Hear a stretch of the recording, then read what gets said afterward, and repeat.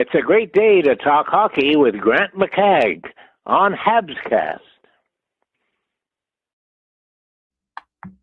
A great day to talk hockey indeed. Maybe not a great day weather-wise. I don't know wherever you're located in this fine country or another country, whether you're facing an ice storm or not, but we are here in Montreal, Ottawa, and all parts in between. It's ice storm on the way. So I don't know. Hopefully tonight's game doesn't get canceled. I don't think so. Ottawa, usually doesn't. It's not like Toronto, they get a 10-centimeter snowstorm and declare a state of emergency. So I think it'll likely go on. The big news, of course, this morning, it was revealed that Jacob Fowler had been recalled. I guess it was probably the decision was made last night, obviously, because Fowler was practicing this morning. Don't think, I don't think they teleported him 2 minutes after announcing his call up. Obviously, the plan was to call him up. They just didn't announce it till this morning. But I would imagine he came down with the team yesterday or last night after the game, and then they decided to announce this morning that he had been recalled. Could have saved all that hullabaloo last night, because I don't know. I would have recalled him on Sunday. Maybe there was some cap reason, those extra couple days. I have no idea why they waited till this morning to make the call up, but they did, and he's getting the start, which I suppose makes sense, right? The Habs have typically not been. Has a goalie started both games of a back-to-back this entire season? I don't think that's the case. I sent a DM to Stu Cowan to see if he could recall, but I gather he's crawling along the highway if that's the case, coming down to Ottawa. I almost hope that he didn't, but I did an interview with Steve Lloyd, and I'm going to play that in a few minutes. He was telling me that the last game, he figures it was 80% Habs fans at the last Sens game between Montreal and Ottawa, which is pretty crazy, but don't expect that tonight. I think there'll be a lot of Habs fans, especially with it being a weeknight, but also just with the weather, right? That it may not be a very full rink tonight, but also it probably won't be 80% Habs fans, but still, at the very least, it's usually 50-50. Like, it's almost like another home game for the Canadians when they play in Ottawa, which is a bonus, right? But hey, you have to start Fowler or Dovish and Monty. I think for this year, anyways, I suspect, unless they clinch early and they want to rest somebody, he may not play again the rest of the season. But even if they do clinch, there's still home ice advantage and all that, and it's so tight. Every game's going to be important, regardless of if they clinch a playoff spot in 2 weeks or they do it on the last night of the season. You want to get, especially with the crowd in Montreal being such a factor and such a benefit, they want to get home ice advantage in as many rounds as possible, preferably every round of the playoffs, and it's possible. Like, there aren't many teams in the West with a better record, and they could all, beat each other up and not be the finalists. Like, if Edmonton, they beat Colorado last night, good game. If Edmonton, and it's not beyond the realm of possibility that they get out in the West again, and Montreal wins the East and faces them, there's still it's not an outlandish possibility that the Canadians could have home ice advantage every round of the playoffs. Right now, it looks like Buffalo is going to be hard to catch, but I mean, there's such parity, and Buffalo's been on a heater, but every team this year has at the tops of the standings has gone on heaters, but they've also had slumps. So I still expect Buffalo to, maybe, and it could be too after they clinch, maybe they let off the accelerator a little bit and a coast and start to lose a few.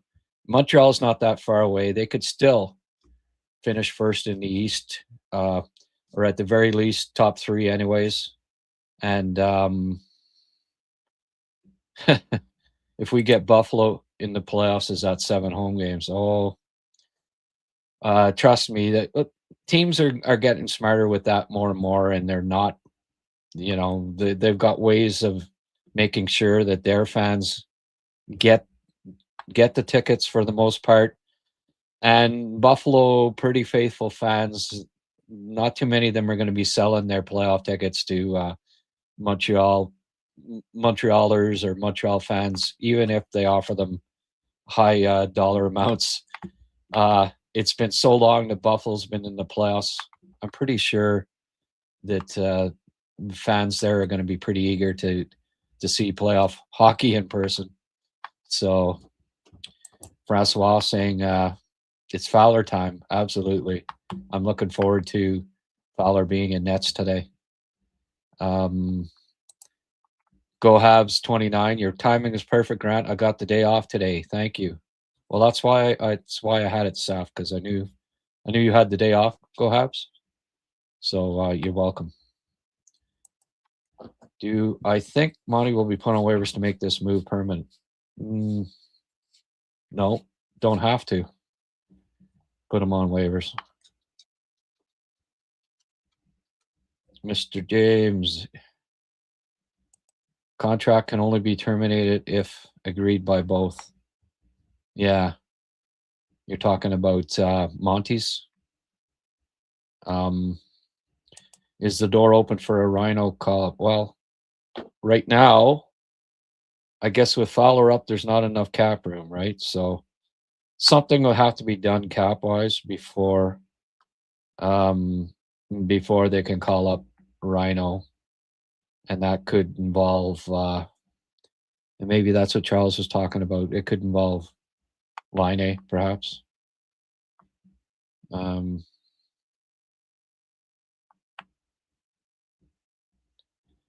Yeah.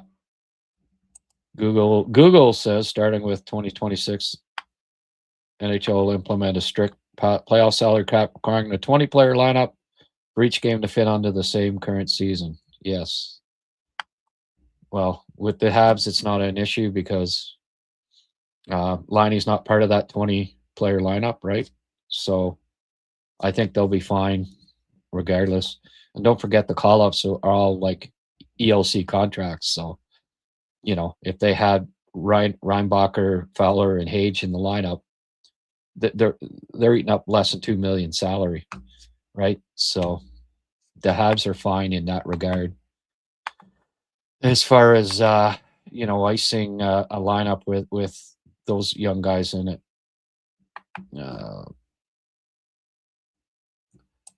Marty being epic on Nimrod, French reporter on postgame regarding Fowler. Typical guy trying to stir the pot to make a controversy out of it. Marty saying he's not answering 40 questions on this. Yeah, well. Yeah, I don't know what reporter it was, but yeah, they like to stir the pot sometimes. If we get Buffalo in the playoffs, 7 games, right? There was one time Dobish started back-to-back this year when Monty was sick. Okay, I thought it might have been once. Certainly it wasn't, that was the only reason. They just started Monty if he hadn't been sick. All right, well, listen, I'm going to be on I'm going to contribute in the live chat here. during this interview that I did with Steve Lloyd. It was great to have him on. Really appreciate him joining the show. This is about 35 minutes, so keep the comments coming, and I'll address them after this interview that I had with Steve.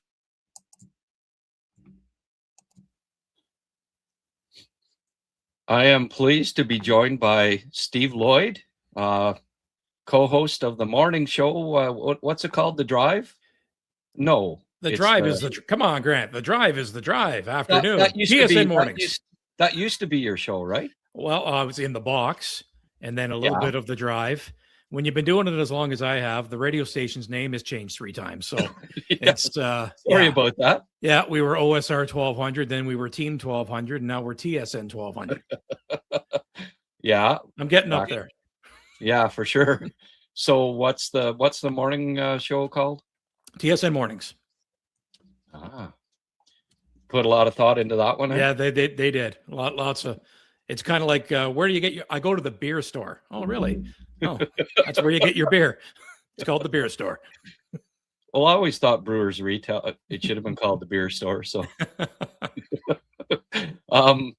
so, hey, when's the last time the Sens, and it's been a while since we chatted. So, Sens and Habs are big game tonight in Ottawa tonight. The last time they played was when the Sens thoroughly outplayed them the whole game and had a lead late and then found a way to lose it. Yeah. Well, the Canadians this year, for whatever reasons, in the third period, they've had a lot of comebacks. I know there've been a few times when I wanted to turn off the game, but I thought, wait a sec, they seem to keep coming back here in the third period. Kind of cardiac kids this year, you could say, but the Sens have been on a roll, 9-1-2 in their last dozen. Yep. If I'm not mistaken, were they 4 points out before they went 9-1-2, and now they're 5, or what? I did the numbers on this yesterday. Now that we had games last night, right? So the Bruins won, so it changed it. Let me pull it up. They're 5 back of the Bruins. I ran some numbers on this yesterday. So heading into yesterday, they were 9-1-2 in the last 12, and that stays the same for Ottawa. Right. That started with a 7-1 win over Vegas, and they beat Colorado the next day, and that was the start of a 4-game winning streak. And they were 9 back of the Bruins, who were the 8 seed and still are. Okay. And now they got to within 3. And now the Bruins won last night, so now they're 5 again.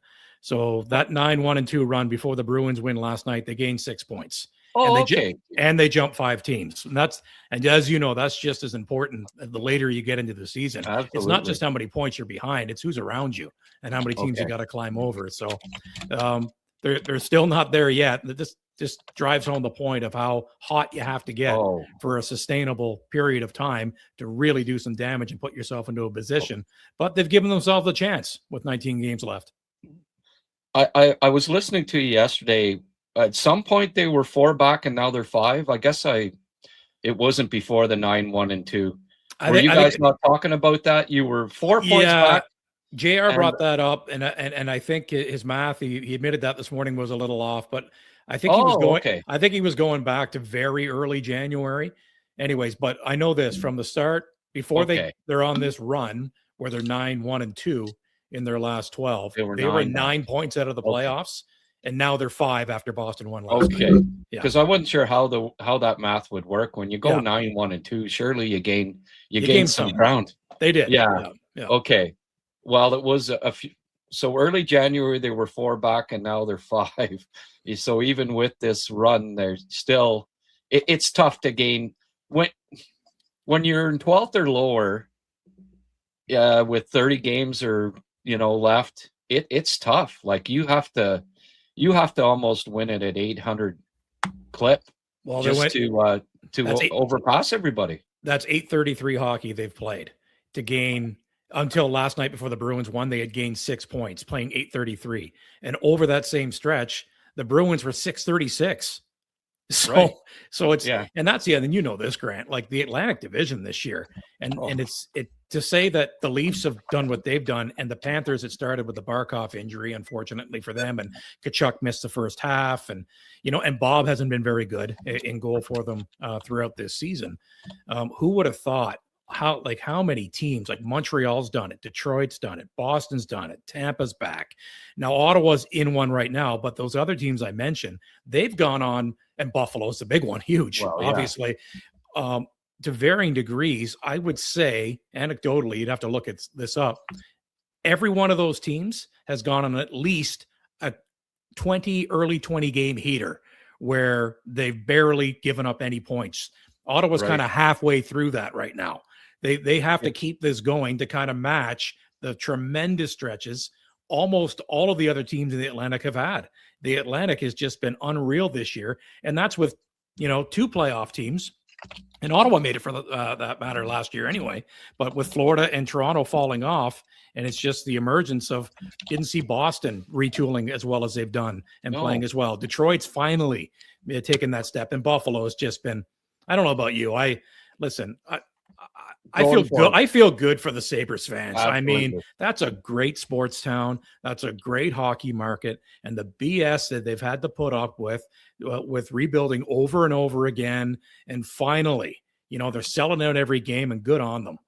Finally, they have something to be happy about, because that's a good hockey town. I said that exactly last night. It's just a good sports town in general. Absolutely, yeah. They've never won a major sports championship, and Buffalo has been, 16 years, or this would be the 16th year without making the playoffs. If Montreal doesn't win the East, I would like to see Buffalo or Ottawa, obviously. Buffalo or Ottawa win the East. Ottawa's got to get in. Mind you, first. Ottawa's not winning the East. What's that? Ottawa's not winning the East. We know that. They just got to try to get in. Yeah. Okay. No, to get to the playoffs. No, that's fair. Buffalo looks. Did you see that game the other day? The 8-7 game. Any of it? Yeah. Oh, it was unreal. I was flipping around. I was watching some of that game, and prior to that, I was watching Bruins. Was it Bruins Penguins? I think it was. I think so, yeah. Yeah, so I was watching that, and then I watched the 8-7 game, and that was the 8-7 game. That's the most entertaining hockey game in the regular season I've seen in the NHL in years. Yeah, and the crowd. The crowd was great. If any of the crowd were there for a first time watching a hockey game, I mean, it's Buffalo, and there probably weren't too many, but I mean, they're hockey fans for life now. Absolutely. That was just I agree. I haven't seen it had everything. It had a little bit of everything. It had the genuine hate, which is fine in hockey, right? That kind of stuff. The pace of play, the way the crowd's into it, the goals. When you think it's one team's pulling away, this is over. No, it's not. It was outstanding. And there were even some big saves. Yeah, and believe it or not, 15 goal game.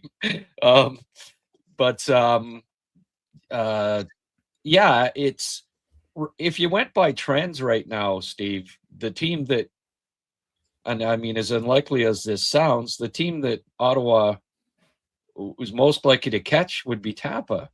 Like every other team that they're chasing right now is playing good hockey. Even Tampa's been the one that has been dropping. But as we well know, teams have ups and downs throughout the year, and I fully expect Tampa now to right the ship and to start to win again. But they're the only team that's really cool.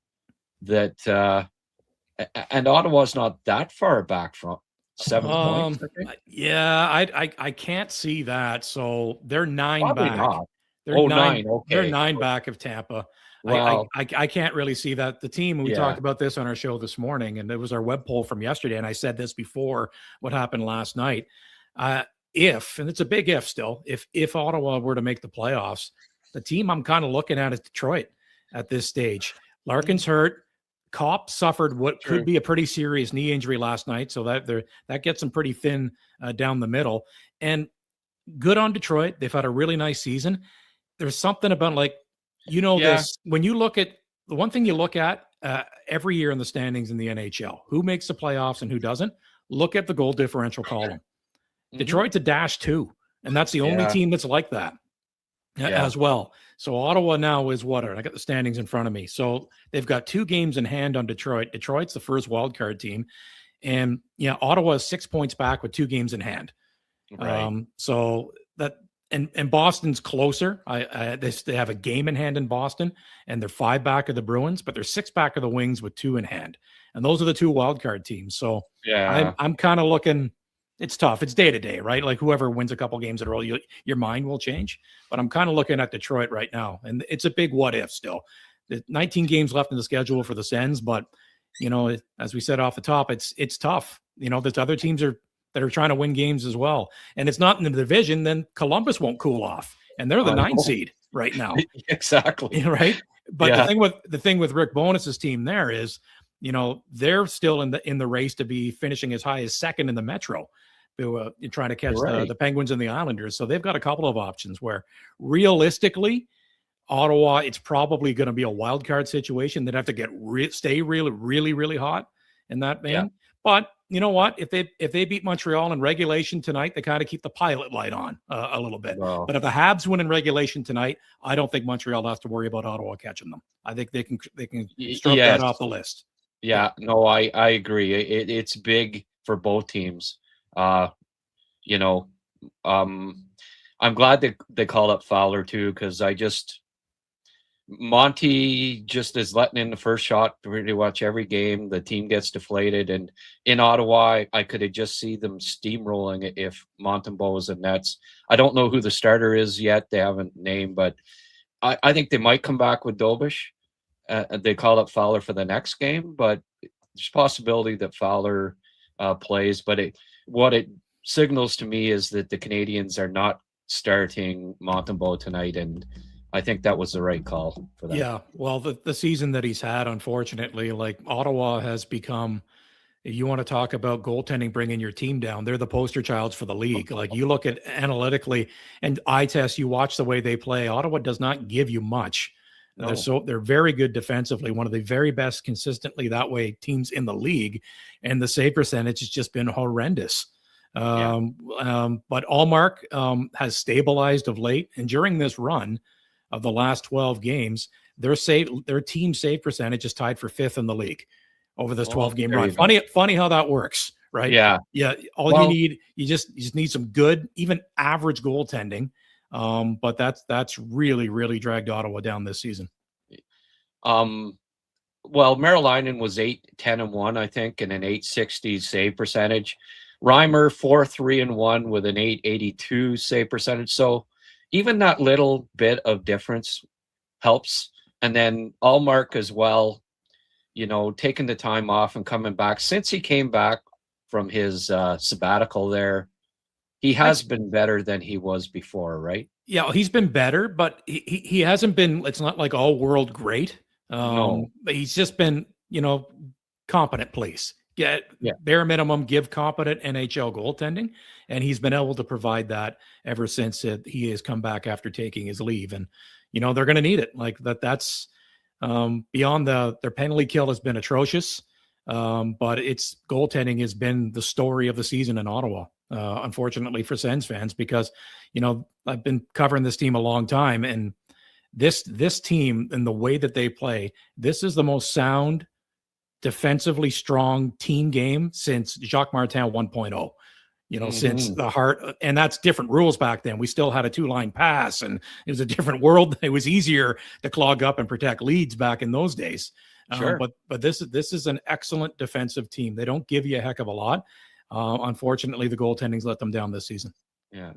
So you have to give kudos to Green and the coaching staff this year, right? Absolutely. You got to give credit where it's due, and Travis Green is whatever he's been selling, they've been buying, and how with the buy-in, because you can't control all the time how many goals you're going to score, but that's coaching. Coaching in hockey is about how well you defend when it comes down to it.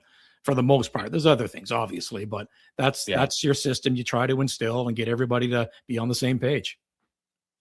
Well, speaking of defensive, big hole in the lineup right now with Jake Sanderson out. Hearing 1 to 3 weeks, is that the expectation? Do you think it's a couple of weeks, a week, 2, 3 weeks? What do you think? What are you hearing? I think it's best case scenario. When I saw the way I think he hurt his shoulder impacting the ice and not the collision with Montour on the big hit, and with Montour's weight coming down and the way he grabbed his shoulder, the fact that they're saying it's week to week and there's no surgery involved. And you know how it is in hockey, upper body, lower body, there's nothing specific. My playing doctor on the radio kind of a thing, I wouldn't be surprised if it's a low grade separation, which is not an uncommon injury for hockey players. You give it some rest. So maybe he's back in a couple of weeks. That's great. But there's so little time left in this season. This is a massive, massive loss. Jake Sanderson, and he's their best player. He's their most important player. He does everything. He's added offense to his game a little bit the last couple of years. He's one of the best defenders in the league. The way he can skate, the way he breaks a puck out, the way he can shut down a cycle. There's not anything that he doesn't do. So you don't replace those minutes. You don't. You just try to committee it and try to have your system, get you by. But that's a massive loss. Like if down this run, before he got hurt, I'm like, if there's going to be an injury, power rank, what's the doomsday scenario? Sanderson was the guy. It's like, and he's the guy that got hurt. Right. No, exactly. Here's the projected lineup for tonight. There might be a tweak here and there, but in looking at that, just on the surface and looking at the defense core, like it's just so, not nearly as imposing with Sanderson out, right? Yeah. But yeah, Clavin has really stepped up this year. Spence, after a kind of a slow start, I think is improved in his own zone as the years gone along. Chabot and Zub played together in the past, like for years, did they not, as a pairing? So that's a good pairing. Montemppalo, Jensen, it's not an all-star defense group, but all in all of those guys are right now are playing fairly solid hockey, are they not? Well, they and the one guy I'll talk about the most when you bring him up, and you're right, Clevin and Spence have been, for the most part, the third pairing, and they've gotten better and better as a tandem as the seasons went, getting used to each other, and when they're slotted that way, that's a pretty good third pairing for the most part, right? Through twists and turns along the way. The black hole for much of the season has been Jensen's fall off, and that's because he had major hip surgery. He had, by his own admission, he's got artificial parts in him after the hip surgery that he had, and he and Chabot were so good out of the gate last season and for much of the season, and then you could see it start to slip because Jensen, the hip started to come, and he just gutted it out the rest of the way, and then he had the surgery. Not the same player. Now he's 35 years old as well. But he's always been a very good skater. It's been what's made him a defenseman in this league as long as it's been, because he's not the biggest guy in the world. You could see the hitch in his stride, the way he pivots. You could tell the hip wasn't the same. But I'll say this: since the Olympic break, he's been excellent. Like back to, I think, whatever the time off, more rehab, whatever it was, shutting it down for 3 weeks. In 6 games since the break, he's a +8. That leads the team. And he's played quite well, much better than he has throughout early in the season. Is that sustainable? We'll see, but they certainly need it, especially now with Sanderson out. And so what you're going to see tonight with Sanderson out is, and they did this last game, they're just elevating because Clevin and Spence are so used to each other. That's the second pair. They're the third pair. They're the second pair. Montemppalo is also a right shot who hasn't played hardly at all. Last time he really played was at the Olympics for Finland, where he didn't play all the games. He's an NHL defenseman, but he's a right shot. And he'd never played the offside until this season out of necessity because they're right shot heavy with their reserves. So you're going to see a righty tandem in the last pair, and that's always trouble. That doesn't happen very often. Like the guy that does that the best, it's the righty, is Mackenzie Weegar, who's now in Utah. It's so notable because, as you know, there's just more left shots. You don't rarely do you ask a right shot to play the left side because you've got left shots. Well, in the configuration on the depth chart with Ottawa right now, Matt Impalo's next man up. I don't care what hand comes out. He needs to play. And he did play the left side earlier in the season, a bit out of necessity, and didn't do too badly. But, that's one thing to look for as well. You got a couple of righties in your bottom pair. Are you a little surprised that they didn't maybe pick up a left defenseman at the trade deadline? Actually, I thought they were trying to pick up a righty to replace Jensen. I think they were in on some of the righties. I think they kicked tires on Mackenzie Weegar and a lot of these other righties that were available, but didn't do that. And coming out of the break, Jensen's been better. So I'm somewhat surprised they didn't pick up a D in general. Yes, but I thought it was going to be a righty, but they didn't. So because at the NHL level, they can afford one injury and you can still dress 6 NHL defensemen, guys that these guys are NHL players and they can still do that. If someone else gets hurt, now you're playing Gilbert, who has played a little bit in the NHL, but he's AHL guy. Yakimchuk's not ready. He's dead last in plus minus in the AHL. He's not ready. And a lot of fans want to see the shiny new toy, that kind of thing. That would be a mistake, I think, to force feed that at this stage. So they don't have a lot of depth beyond their NHL depth, which is good, but they're a couple of injuries away from being in trouble. Well, if they'd have picked up Weegar, guess what? He's probably playing on the left right now. Exactly. And he can do that. Yeah, exactly. That's why for all season long, we've been talking about this at the station and bringing it up on all of our shows. I brought his name up a lot for that very reason. It's a righty. And I know it's a cherry on top for local fans. He's local. He's from Nepean. But whatever, like you just want a guy that, are you good? Can you play? His contracts, I think, is going to age better and better with the term left because where the cap's going up, it's going to keep going, and he can play the left side very well. So very flexible. Anyways, that horse is out of the barn. He's in Utah. They have what they have. Picked up Fogle. What have your impressions? Scored a goal the other night. What have your impressions been? Is he playing on the fourth line? You've got nice depth up front, don't you? Yeah. Well, on the fourth line right now, the unfortunate part is the other thing they would like to do is add a little more finish as well. And unfortunately, sometimes trades don't work out the way you had hoped. The Fabian Zetterlund trade, not working. It's been a year. Oh. And you re-signed him, and that's fine. He makes 4.2 and change on his extension, and he's a thick body. He runs into people. He's a good bottom six kind of guy. But that wasn't the plan when you traded for him and giving up a Stopchuk and a second round pick and signing him to that contract. You were hoping that he was going to continue to be a guy that he had shown very briefly in San Jose, because he's still a fairly young guy that's going to get you in the 20s and maybe push 30. Like that was the hope. He's fine on the fourth line. It's a good fourth line with Fogle and Eller and him. Yes. It's a kind of line you don't get worried of. I don't want those guys caught out against the other team's top line. You don't worry that's responsible, good line. But you weren't anticipating paying a guy $4.2 million to play in your fourth line right wing. Like that's unfortunate. That's where they're at. But in the here and now, the way it's slotted, it's a good fourth line. And Fogle, great speed, good size. Only seen him a couple games. We'll see. But we saw him play in the Stanley Cup final. He's been in the league a while. Very simple, linear, straight ahead, good speed game, can get you some goals. Had a bit of a down year in LA, but who didn't?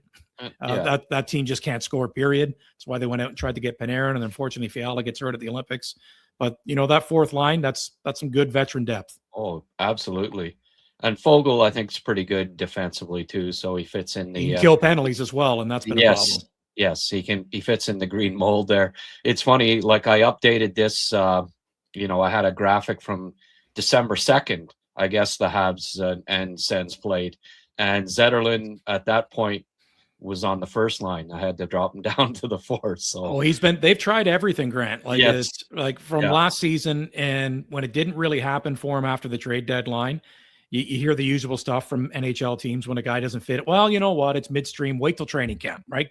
That's not fair, and there's a fair point to be made for that. Okay, gets in the training camp and they want to try him here. They've tried him on the top line. They've tried him on the second line. They put him on his off wing. They've tried him in so many different roles. And as you know, don't listen to what a coach says about a player.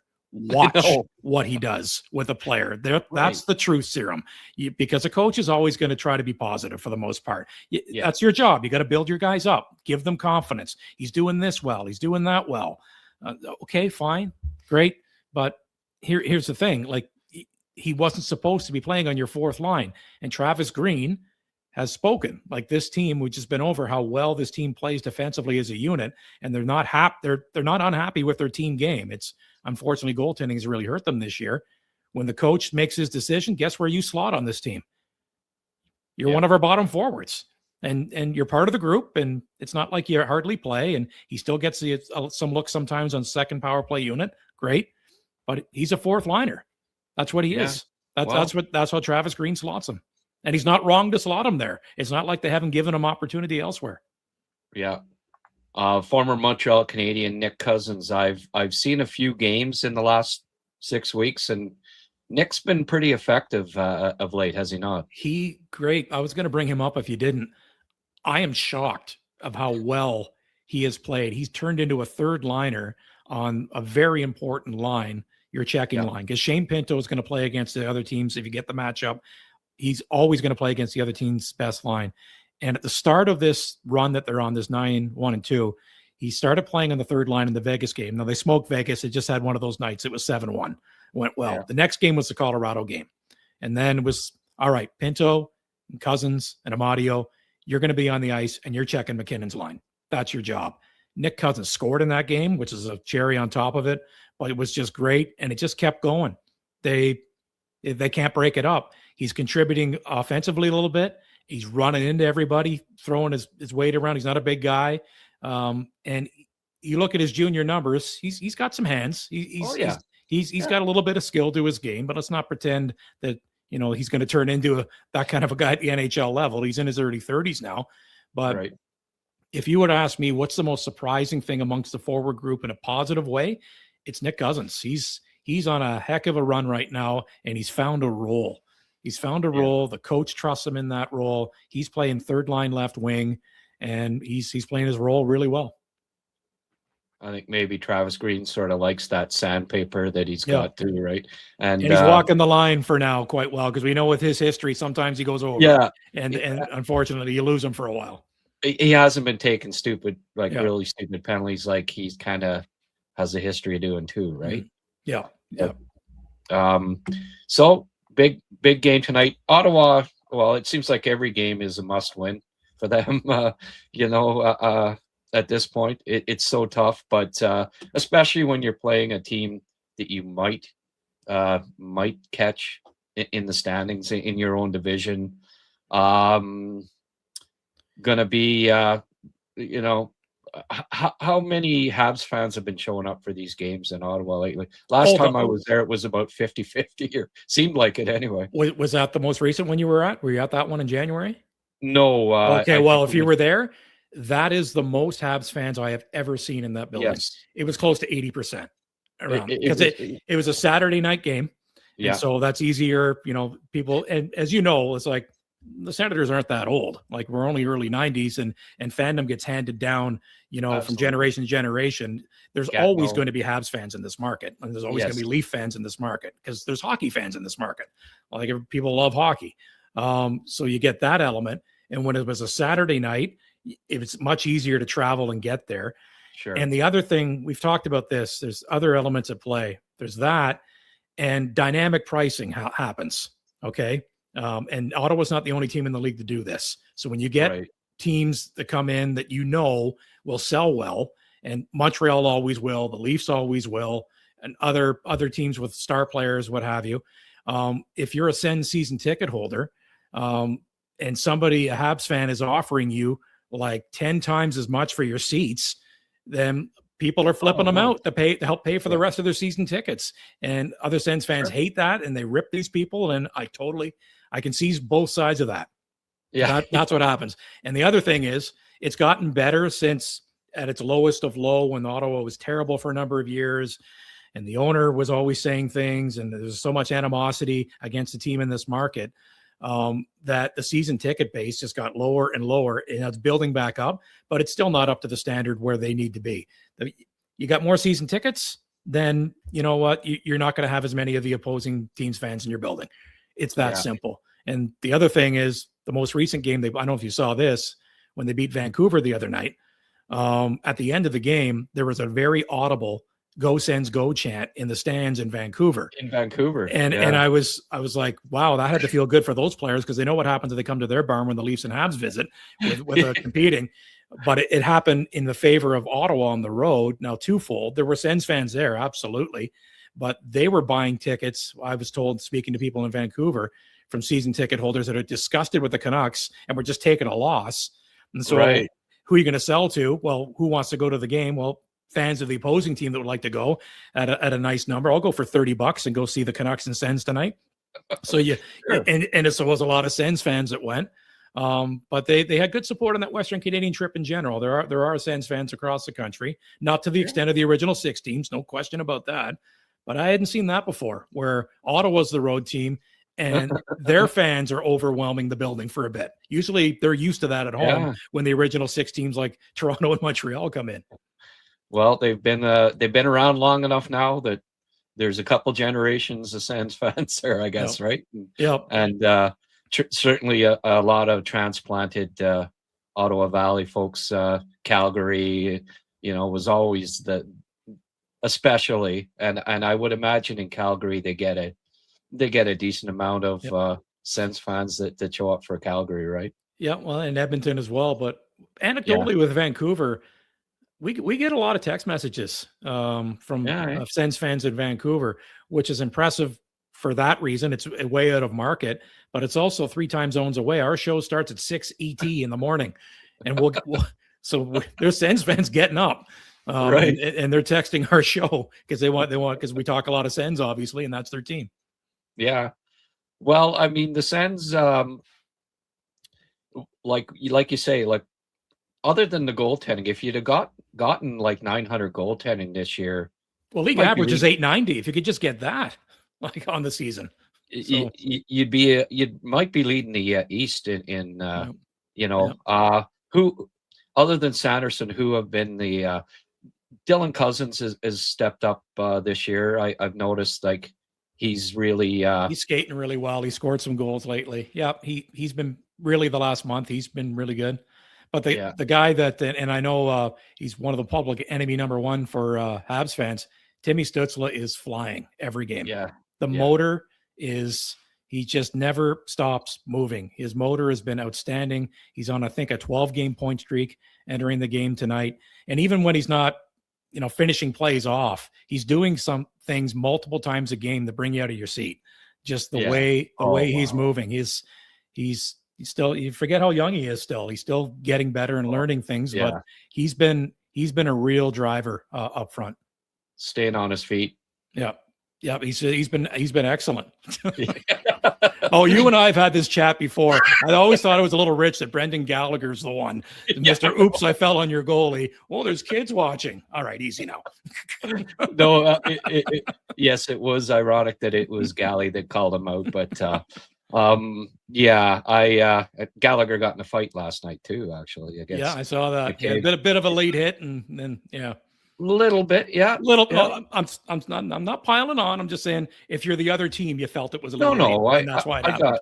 I understood why McCabe went up to him. That's hockey. That's the protocol these days in the NHL, right? Exactly. But no, it should be a dandy.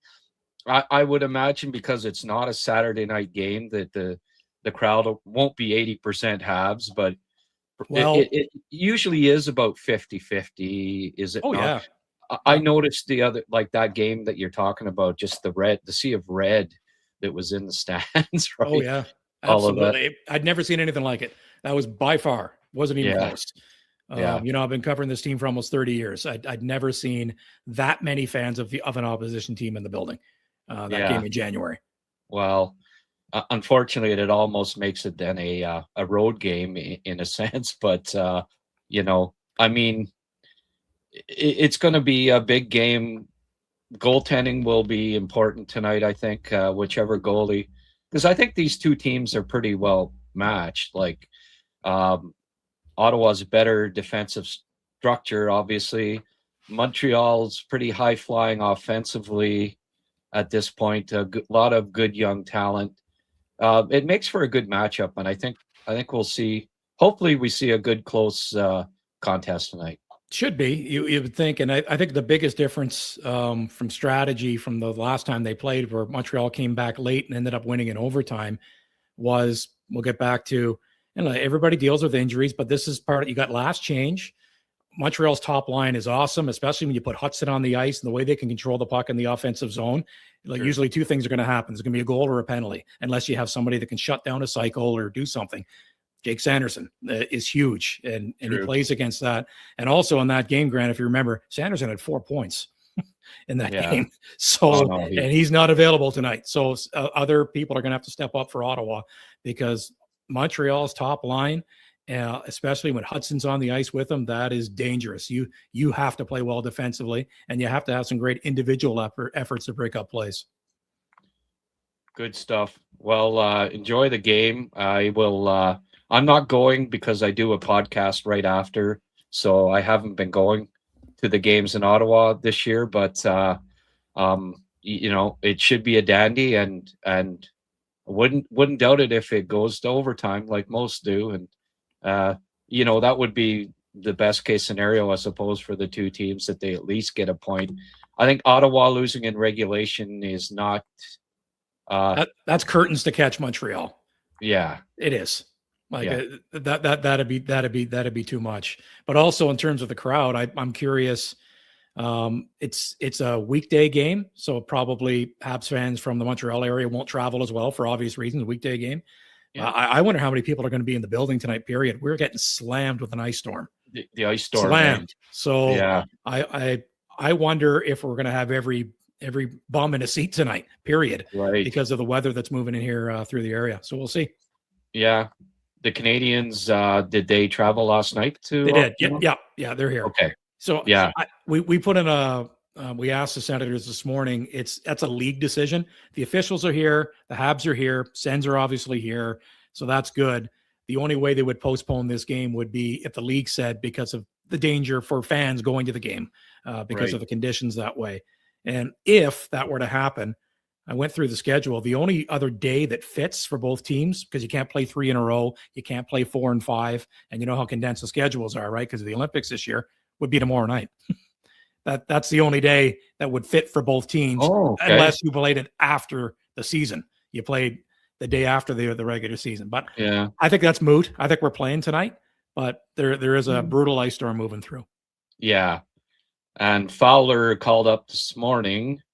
I wonder if he traveled with the team last night. Can you do that? Could he traveled with the team and then they officially call him up this morning? I don't know. Yeah, if they didn't, that kind of stuff goes. That stuff always has gone on in the league. It's funny where you wonder about, right? Especially, it's always been hilarious to me. Like, there's a guy. It's the start of a road trip, say for an Eastern team like Ottawa or Montreal, and so let's say they're playing in LA. It's like, and all of a sudden the guy's there at practice, the day after they arrive in the morning. It's like, oh yeah, no, you just brought him in, did you? He wasn't on your charter. And then the announcement comes out that he was called up. So right. Anyways, but I mean, they could have called him up last night. So it just, I would imagine he traveled with the team last night, and the official call up was released this morning. I would imagine. And if he, did, he's probably starting tonight. I mean, if he's traveling today and he's starting, like, he might have to skate.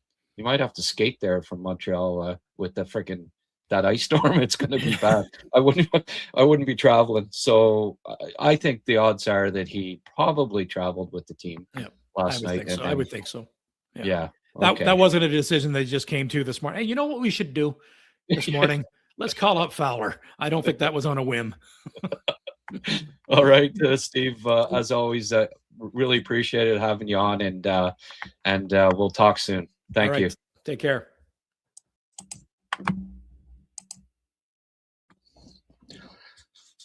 TSN 1200, Steve Lloyd. If you're ever listening, if you're ever traveling to Ottawa or in the Ottawa area, tune in to 1200. It's great. Steve's great.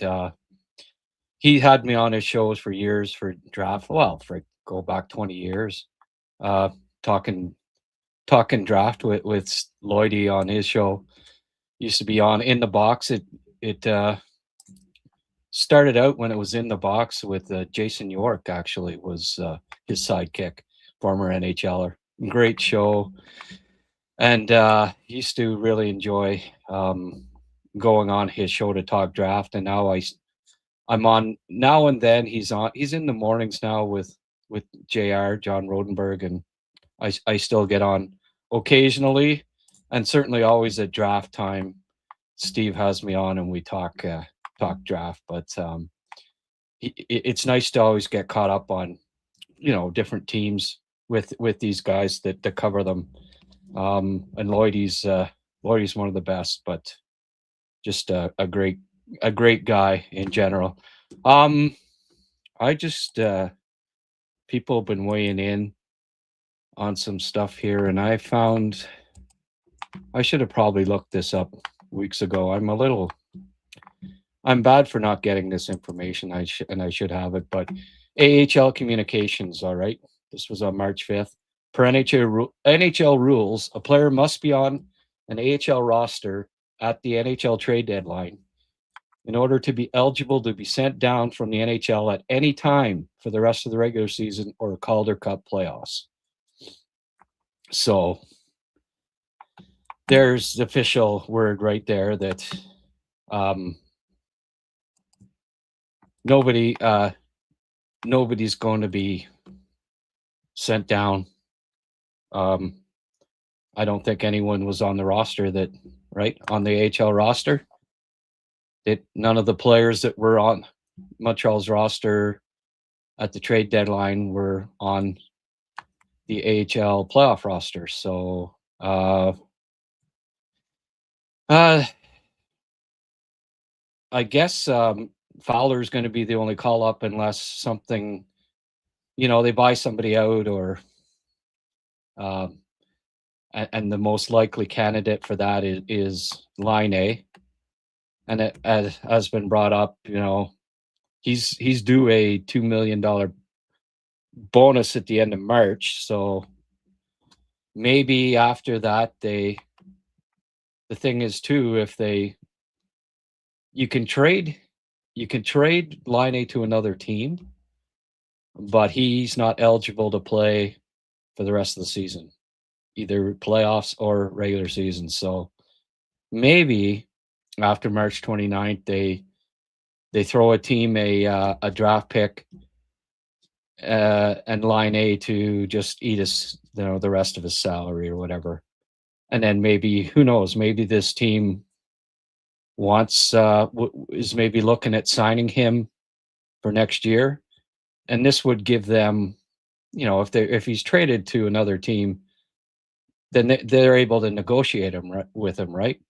As far as a contract extension before July 1st. So, I mean, it's too bad they didn't do anything at the trade deadline, because I really think Reinbacher's ready to be, ready for a look. And I wouldn't want to just bring him up for the playoff, but if he keeps progressing as he has been over the next 3 weeks, and we just keep seeing him improve and improve, I think the Canes will try to figure something out there as far as, creating some cap room with Laine, be it buyout, be it traded to another team, likely traded to another team, but you never know, one or the other. And then Hage, I do think they can call up Fowler, and with the end of the season being so much little cap room that would be used on him, I think they can probably have both Hage and Fowler in the lineup, but not Reinbacher as well, unless they do something. So, I mean, not the end of the world if Reinbacher isn't called up. Personally, I think if they want to do anything in the playoffs, they Reinbacher should get a look, and then they see, okay, well, he can help us in the playoffs. But I mean, it's not.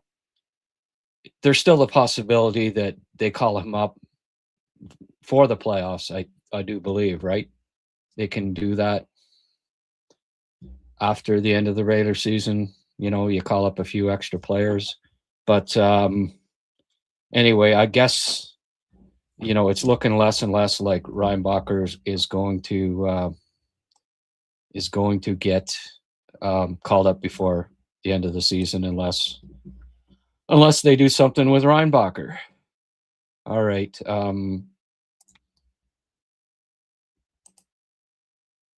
Glenn. Flowery pros, Glenn, as Francois pointed out.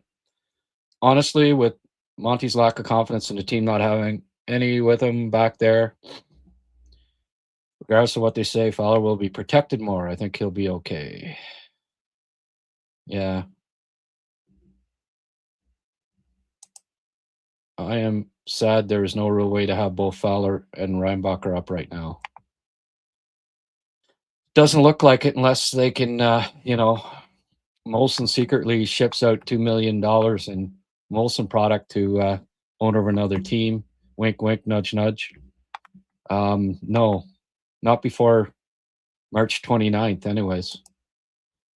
Big game tonight. Let's take advantage of no Sanderson and bury the Sens. Well, the way they've been playing won't be easy. Mind you, the other night, they barely squeaked by Vancouver without him. So hopefully, obviously they're not as good a team without Sanderson, but do you know if one player counts as one call up all the five, or is it each time a player is called up, it counts towards the five? Yeah, I'm not sure about that, but I think, they'll.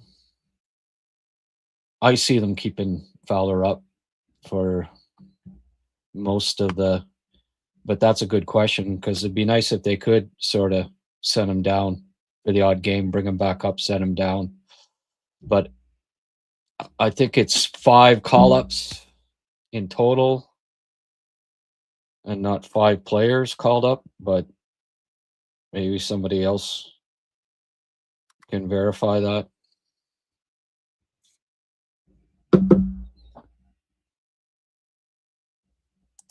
I don't know about everyone else, but in my opinions, it looks like the team plays better in front of both Dovish and Fowler. Not sure what that says about their confidence in Monty.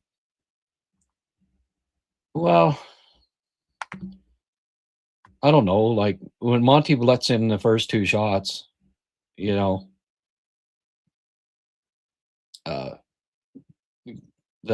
team can play well after that, but they still lose because they let in they're playing catch up all game, right?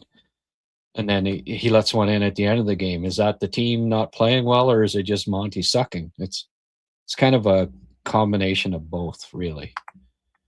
But I mean, it deflates you. I don't care what you say when goalie consistently is letting in that first shot, right?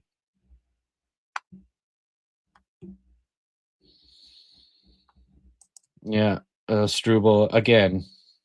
He wasn't on the AHL. If he wasn't on the AHL roster at the trade deadline, then he can't be sent down.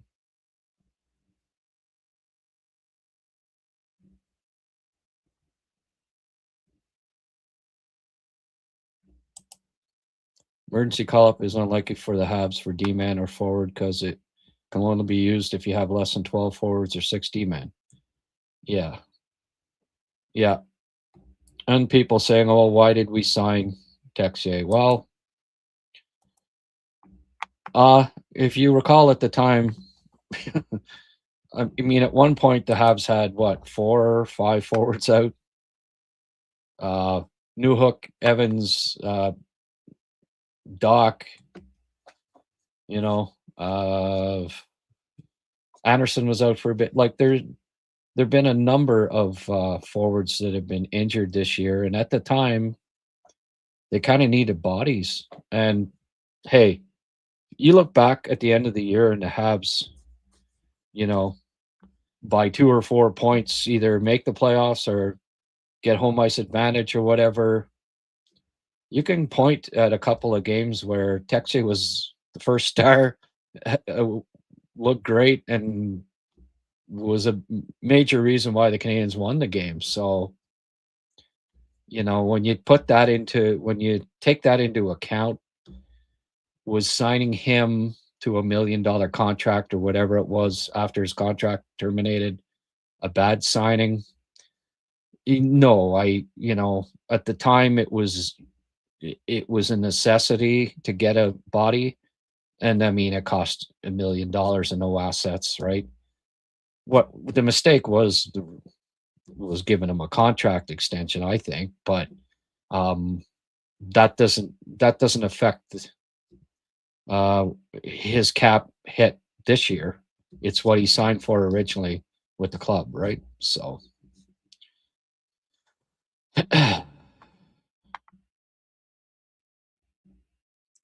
no, you can't put Laine on the LTIR, I guess. Anyway, since they can't waive anyone terminating contracts, the only way to go. Only problem is that they would have to be mutual or trade. And I think that might be more plausible, right? Find a team that might be interested in signing Laine anyways in the off season. Trade him there. They get negotiating rights. Send them a draft pick. I think that would be the plausible route, and likely, as as was pointed out, after his $2 million signing bonus is paid out on March 29th. Page will arrive with just a few games left, so as long as we have a few 10K left, and I think they will, on the cap, we'll be fine having both him and Fowler. Everyone can be there during the playoffs. Yeah. Good point about season tickets being flipped. Knew a guy in the 90s that was a season ticket holder, and he would do that. Oh, yeah. The young lady's boyfriend last year had half season tickets, and he didn't go to the Leaf games. Well, frig. They drive you nuts anyways, the Leaf fans all drunk and loud, and hearing the goalies go in the game.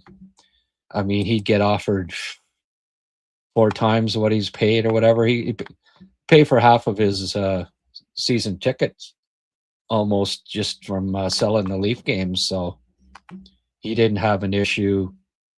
Certainly regular season, I don't think he ever went to Leaf games. He'd just sell the tickets at a lot higher value. H would need to sign a league minimum at least to play, or Fowler would have to be sent back down to make room.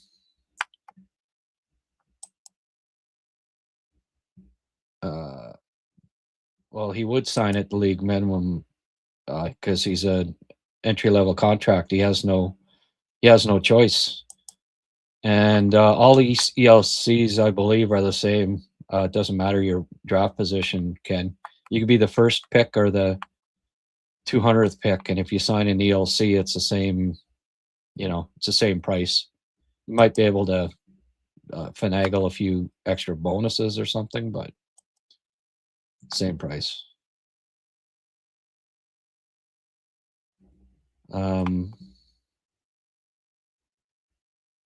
Yeah, prorated. So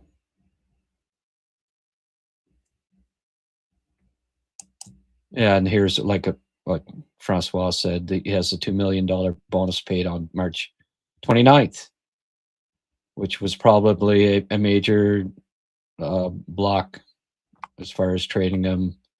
And so maybe, after the date, the contract could be broken if he agrees that he could go sign elsewhere, and he could go sign elsewhere. Yeah. Terminate the contract, trade him.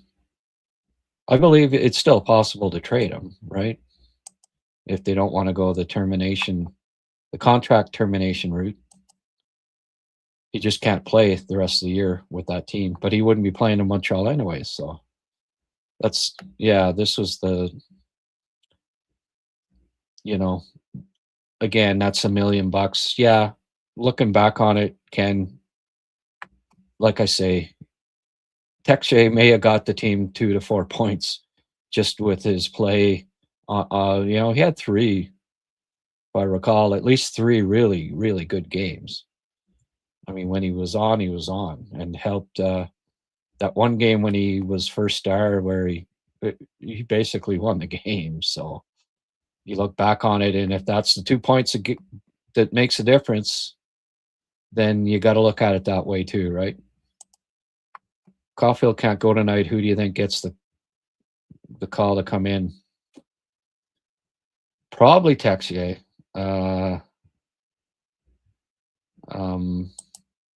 Samurai saying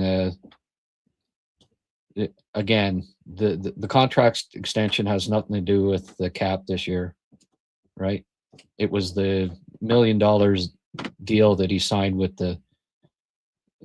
his contract extension doesn't go towards the salary cap this year. It starts next year, and that's when it will go towards it. So it's irrelevant that he signed that contract extension as far as it comes to the cap right now. Ottawa forecheck and energy were totally outperforming the Habs the last 2 games. Yes. No, they were fortunate.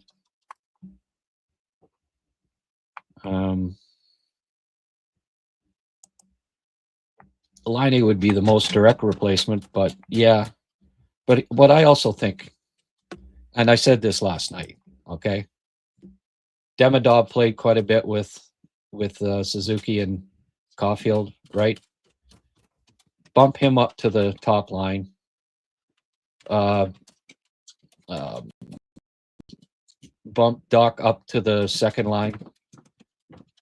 Either put Texier on the third line or bump Anderson up to the third line and put Veleno in the fourth line if they don't want to bring in Laine.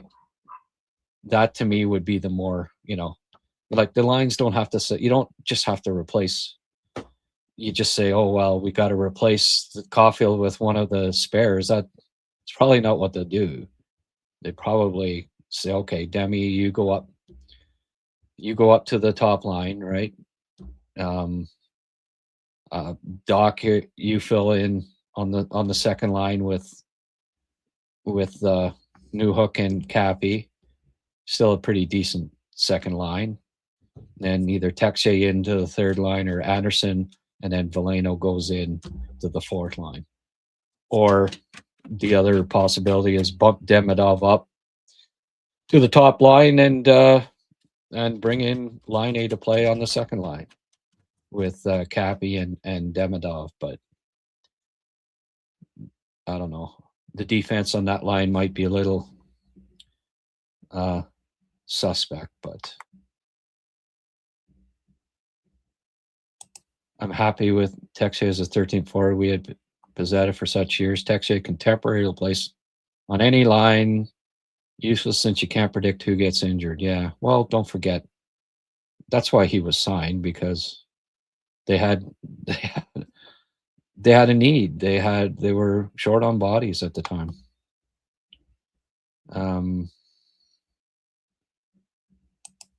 I would go with line A and give him a shot on the second line and have him Demi on the first. Yeah. Well, that's what I'm thinking. Well, considering that he played in the third period, he's probably playing. Like it's a moot point anyway. Did you ask him for a prediction on the game? No, I'm not big on predictions. Like, what's predictions? That's not my thing. Predictions. Sorry. It's not. They're meaningless as far as I'm concerned. I think a slightly sick Caulfield is still better than a healthy Laine. Yeah. Just like last night, I said, like Rick was saying, "Oh, do you want to call up Fowler? He's just getting back from a virus, and you know, you want to call up Fowler to play instead of Monty, just coming back from a virus." And I said, "Look, Fowler with double pneumonia, still a better goalie than Monty at this point."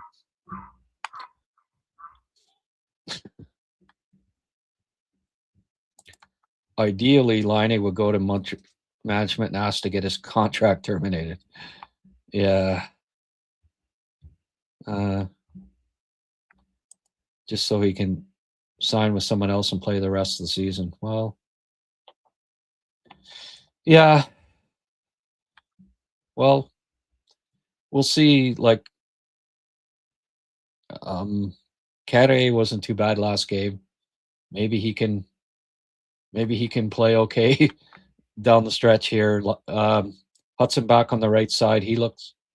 I think that makes sense. Goalie, Hudson, Matheson, Dobson, Jack-Eye, Carrier.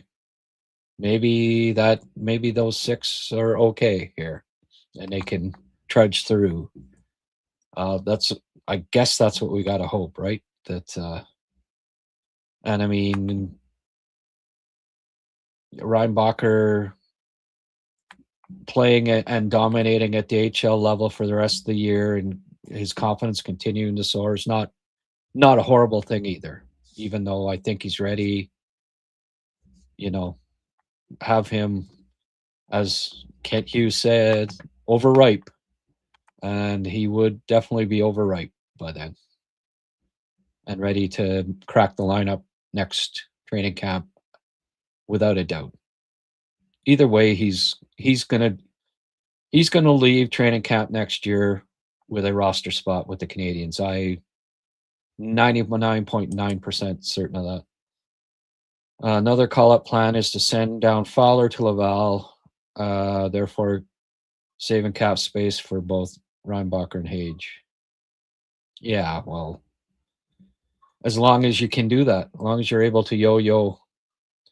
Like, is it the 5 call-ups total, or is it 5 player call-ups? Right?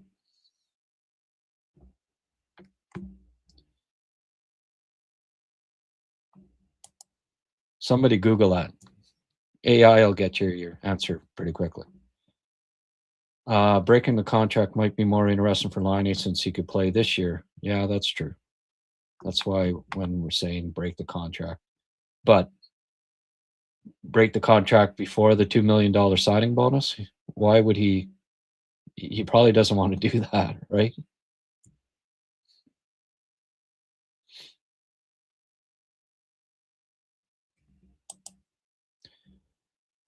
But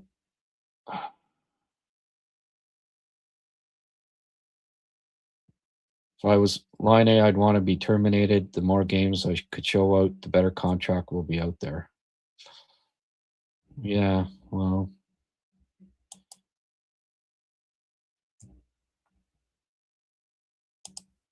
Five total what? 5 call-ups. Like, they can only call up Fowler. If they call up Fowler 3 times, they only have 2 other call-ups that they can make? Is that what you mean?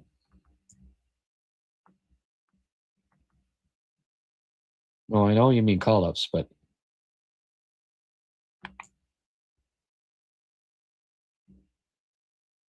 yeah, okay. So you can't just keep yo-yoing. You can't yo-yo Fowler back and forth 6 times between now and the end of the season. 5 times, and then you can't call up Reinbacher at all. Yeah. Well, it's complicated. I wish they'd have done something at the trade deadline. I still say that could come back to haunt them. Kent Hughes hasn't made a lot of mistakes in his time as GM, but that to me was a mistake. You could have done something, I just are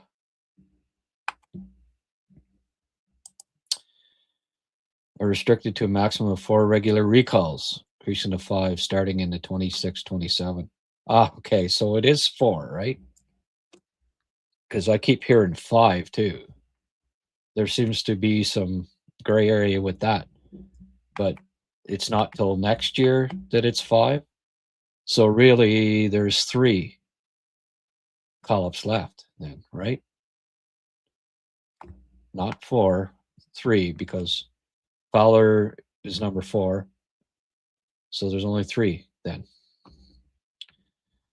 Clear as mud as always with the capology crap, waivers and all of that stuff.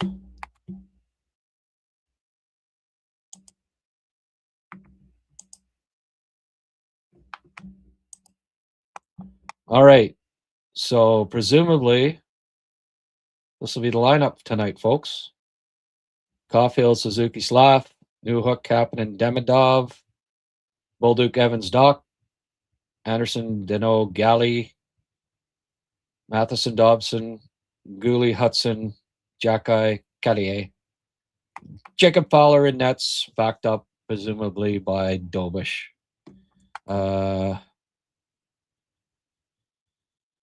Yeah.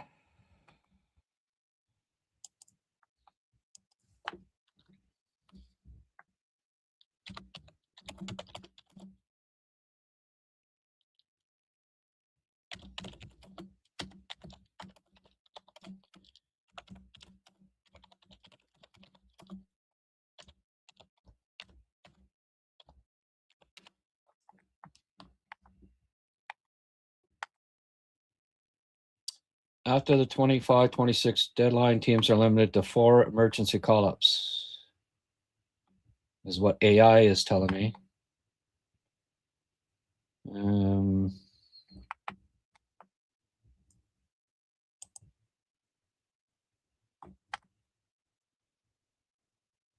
So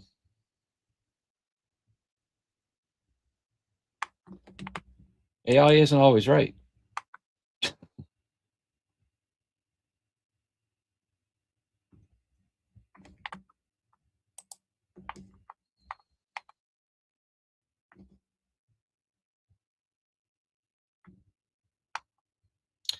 And now AI, when I go to AI, it says teams are pitted a total of 5 non-emergency recalls.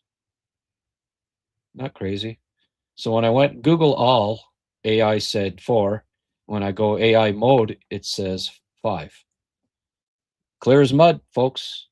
Any player traded after March 6th is ineligible to play in the Stanley Cup playoffs for their new team. So, while teams have 5 total recalls, they can only have a maximum of 4 players called up on a regular recall on the NHL roster at any one time. So maybe that's where it gets muddy, right? Not 5 different players, 5 recalls, but only maximum of 4 players. While teams have 5 total recalls, they can only have a maximum of 4 players called up on regular recalls on the NHL roster at any one time. These emergency recalls don't count towards the 5 recall limit. An emergency situation exists if a team has fewer than 12 healthy forwards, 6 healthy defensemen, or 2 healthy goalies. Paper moves made on deadline day to maintain a player's AHL playoff eligibility do count against the team's 5 recall limit once the player is officially recalled to the NHL. And the standard 23-man roster expires at midnight on deadline day. Teams can carry as many players as they wish for the rest of the season, provided they remain under the salary cap. Okay, everyone got that?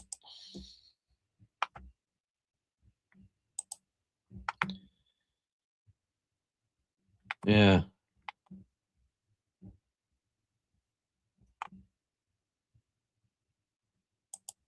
That's right. You could call up Fowler 4 times and keep 1 call up for Reinbacher for the rest of his career. Yeah.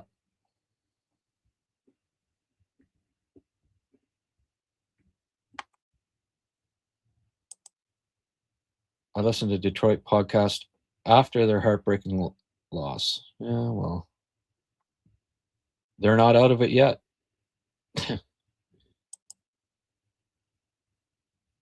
Monty is actually sick.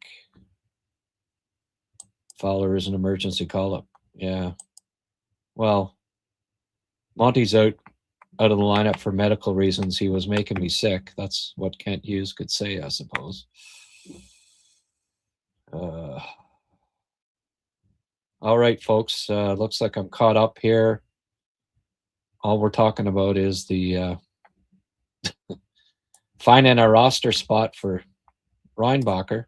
I guess most of you are on the same page as me when it comes to, I mean, if you watch those videos that I've been posting and, take my scouting opinion with any credence, you're like me and you think Reinbacher should get a look here. I don't like that defense come playoff time, ideally. Certainly not to go more than one round in the playoffs. Maybe they could squeak one out. Maybe they could beat a Detroit or Boston or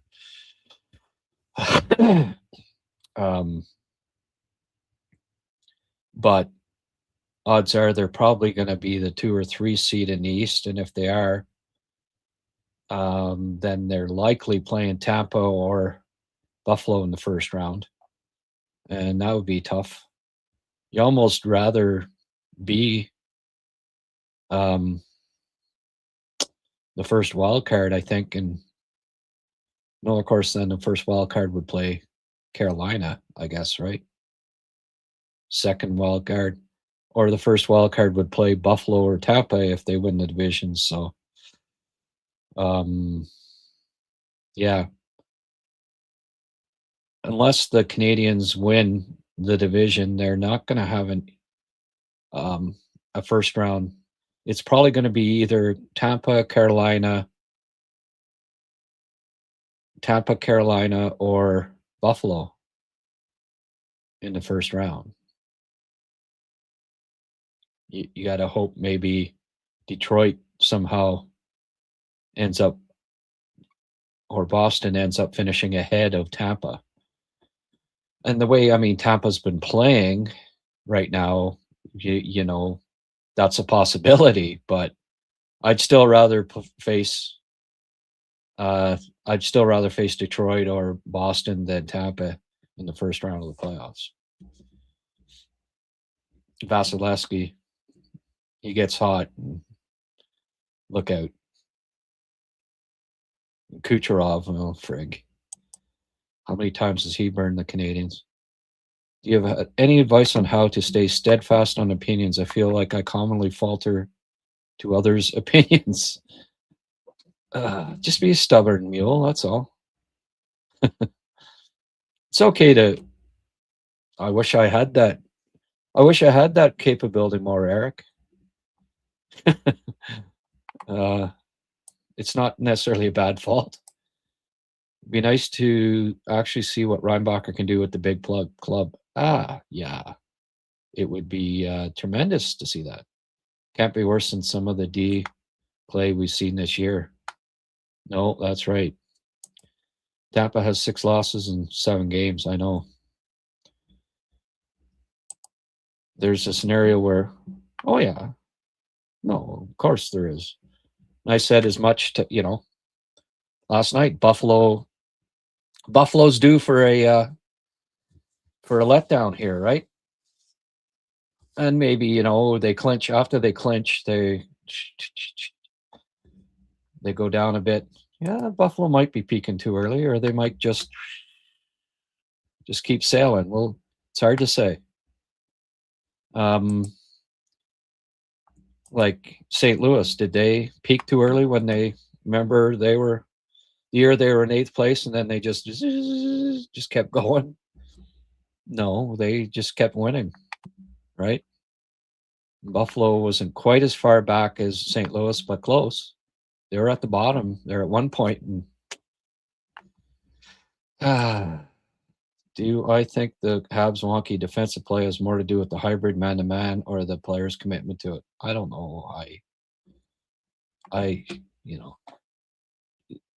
has to do with personnel. It has to do with coaching. It has to do with system. It has to do with goaltending. It has to do with the forwards not helping. When Sloth does one of those stupid back passes through the middle of the ice in his own zone, that's not. You can't fault the hybrid man-to-man, or you can't fault the player's commitment to it. It's just stupid play. Monty lets in a shot from the point. You can't blame the hybrid man-to-man system or the player's commitment to it. Forward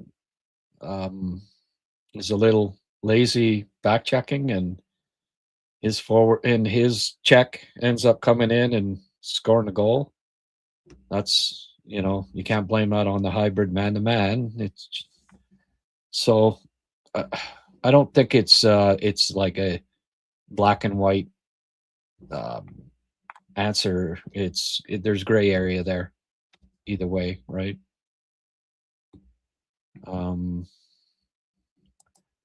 I was just going to mention goaltending. The D can't be responsible for those long shots from the point to find their way into the net.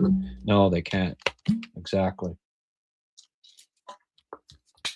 I'm going on TSN 1200 radio at 4:30 with AJ Jackiebeck. The Drive. I got mixed. Well, The Drive. Lloydie was on The Drive before he got moved to mornings, and but then AJ's coming. He's going to reciprocate, and I'm going to tape a show with AJ Jackiebeck tomorrow morning at 11, and then do a similar thing where I have a live podcast at 1 or 2 tomorrow with the interview from AJ, and get his thoughts on the Senators and this Habs and the game tonight. So I think we're going to get a good gang out tonight. Hopefully Rick and Blaine can both show up. I might even get Metal Dave back on for a segment. We'll see. I'm going to ask him. But I won't be going solo. I'll show tonight. I hope you can tune in after the game. It's going to be a big one. Again, I pass up going to the game, which, I mean, it's only 15 minutes from here, because I have to do a post game. That's my commitment to you folks, and I'm not going to do it. Take me an hour more to get home. I'm not going to do it at midnight. So I'll watch the game in the comfort of my own home. It's a friggin' ice storm anyways. I wouldn't want to go. So I'll be doing the show 5 minutes after the end of the game, and we'll Chester getting his 2 cents in here. Habs win tonight, and Grant gets some nice numbers on tonight. Yeah, I hope so. Last night, I was surprised beating the Leafs, and I didn't get much of a gang out last night. I expected a lot better numbers. It was a little disappointing last night. So hopefully, you guys can all show up tonight. And as Rick said, please hit that like button here. I appreciate it. We never even hit 80 this afternoon, 80 on YouTube. So numbers won't be great this after either, but hey, keep trudging along here. Eric's not at the cancel, so he's not doing a show tomorrow with me. He's got to do his offside tape it tomorrow. TSN offside. Watch his radio show. Listen to his radio show. It's really good. So AJ tomorrow afternoon, and then Friday morning I'm going to tape a show with Liam. Liam's back from his trip to Mexico and Philadelphia, and he's been all over the last 2 weeks. But Liam's back on Friday, and we're gonna we're going to do a Montreal Forum on Friday. So keep the good times rolling here. Good point, Grant, for the strategy. Difficult for us to say because we don't know the details. Was it Dawson who was fully guilty with the turnover, or a winger who was supposed to be there? Well, yeah, it's not always cut and dry, right? Dobish, 45 career starts, 28 wins, 10 losses, 4 overtime losses, and still considered a rookie. Yeah. Nice to have 28 NHL wins while you're still considered a rookie, right? Why don't we, so that's what? 45 total games, 90 points, 56, 63. 63 divided by 90. 90 divided by 63. Okay, that doesn't make sense.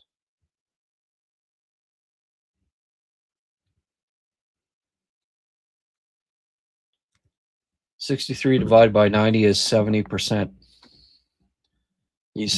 For his career, he's winning 70% of his games. 0.700. Geez, I should have been able to do that in my head. 63.90. 9 times 7 is 63. Anyway, yes, 70% of his wins, of his games, are wins as a NHL starter so far, and he's still a rookie. That's a winner, right? Which is why I wouldn't have minded. It's funny, Dobie has never gotten a back-to-back start this year to Montreal. They did it for Monty. Oh, they did it once when Monty was sick. Sorry, that's right. It wasn't the other way around. But never like just based on merit. It was because Monty was sick. He's never had back-to-back starts. Interesting. All right, folks, that's hour and a half. We're trying to keep it under 2 hours so people will watch it after the live show. I find, it's a little intimidating for people. Oh, 2 hours and 40 minutes. I'm not watching that.